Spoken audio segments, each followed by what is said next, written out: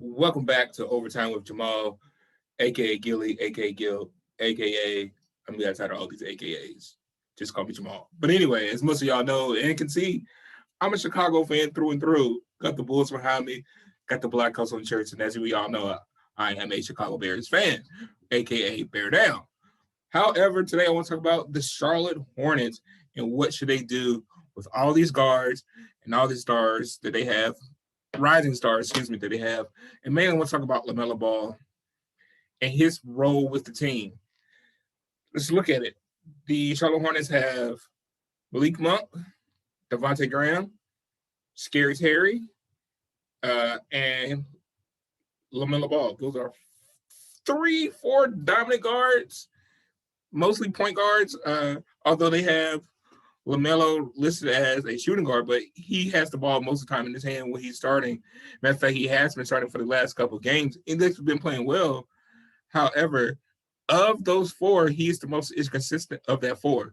And a lot of that has to do with him being a rookie.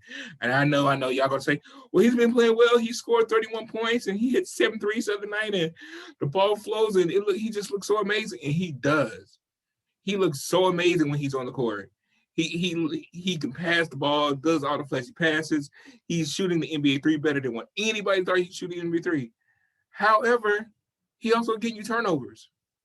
So what does that mean? So his plus minus sometimes is ridiculous. Sometimes he's really good. He's plus 24.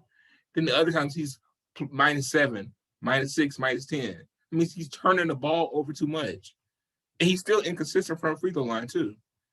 So yeah, LaMelo Ball is a highlight reel. That's what he is. He's always been a highlight reel. And he's continued that in the NBA. He's good for the highlights, but not good for your team to win, which is why I think once Devontae Graham gets back from injury or COVID protocol, whichever one he's in right now, they'll move LaMelo back to the bench and while keep him playing around 17, 18 minutes.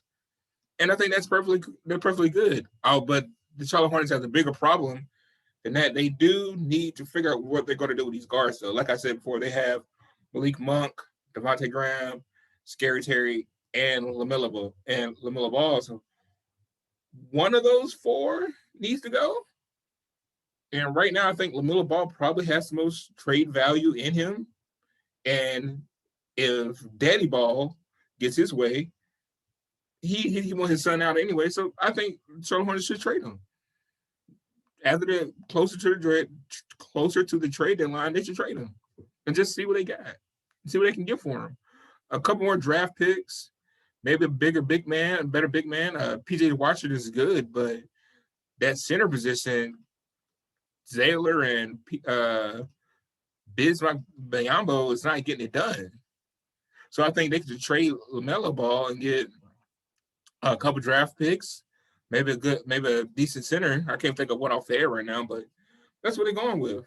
I like the kid. Don't get me wrong. I like the kid. I call him a kid because he's younger than me. He's almost 10 years younger than me. So I like the kid, but he's inconsistent. And for the whole team aspect of it, they should trade him. That way you make your team better instead of having one highlight reel of a player.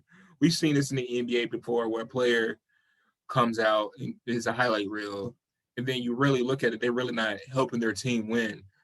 Kind of like what's name early on.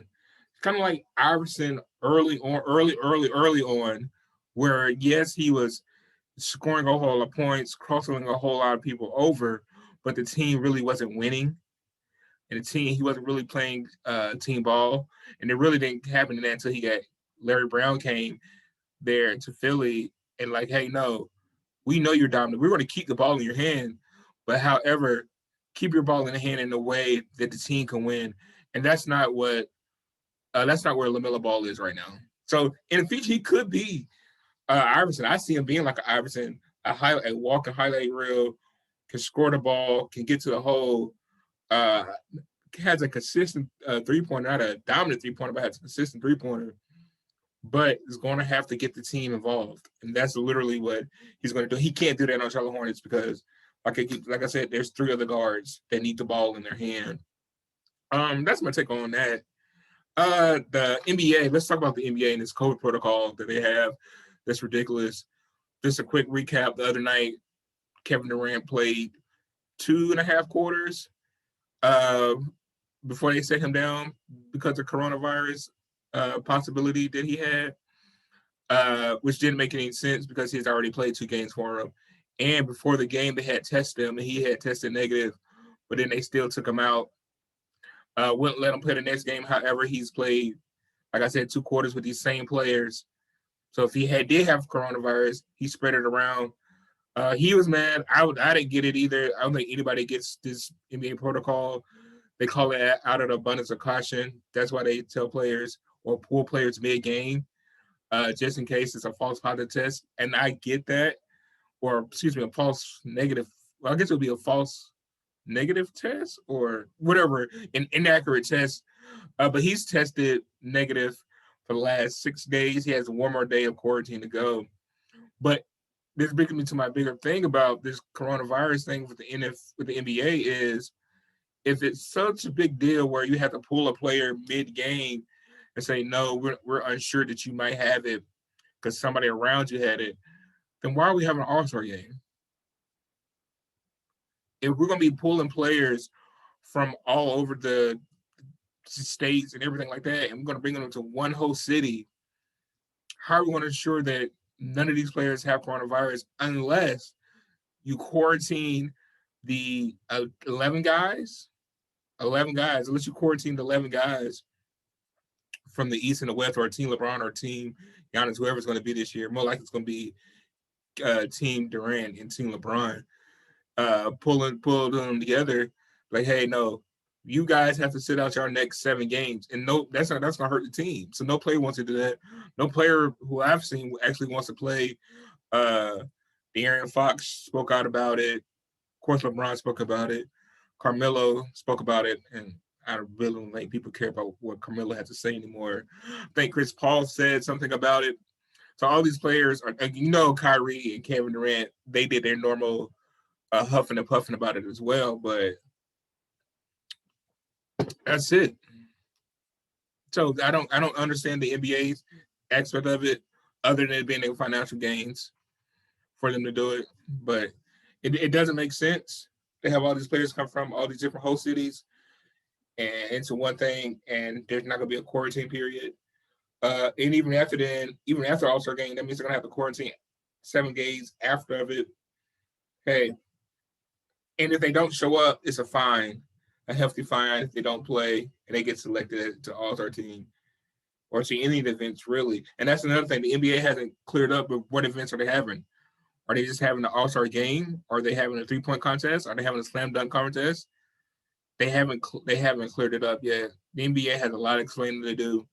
They're normally the league of, for the players, we're all about our players' safety, but this All-Star game is making them kind of look like the NFL, and it all being about the bottom line. That's all I got for today. Now, LaMelo Ball may be the next Iverson, and the NBA is a liar about COVID.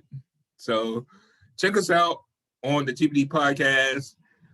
Those links are in the description below. We talked about the Super Bowl. We talked about a bunch of stuff. Next taping of that is due later on this week. You'll get those emails. Make sure you like, subscribe to all our social media platforms. A little like, a little share, go a lot of way. Peace out.